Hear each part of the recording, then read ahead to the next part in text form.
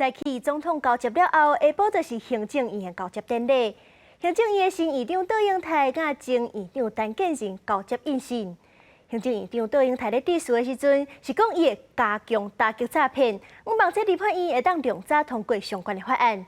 伊嘛强调讲，政府会继续稳定安全供电发电力量，是袂放弃无用核能的目标。交接应信。副总统萧美琴亲身感谢新的行政院长杜英泰为陈建仁手里摕到国印，正式上任。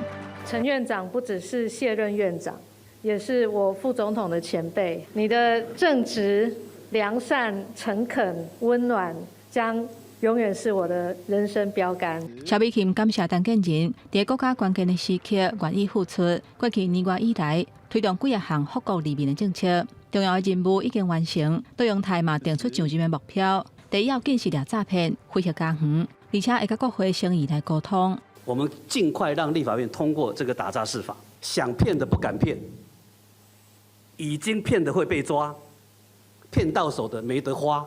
我们会持续稳定安全的供电，我们会继续发展绿能，但是我们追求的非核家园永远是我们不可放弃的目标。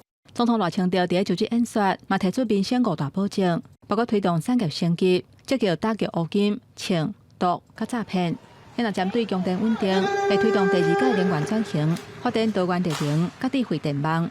另外，嘛要打造符合人本的交通环境，要脱离行人地价的臭名，嘛发出只要政府要伫哩，劳保绝对袂倒。大家关心劳保财务，我要再次强调，只要政府在，劳保绝对不会倒。台湾已经申请加入 CPTPP， 我们会积极争取加入区域经济整合，跟世界民主国家签订双边投资保障协定。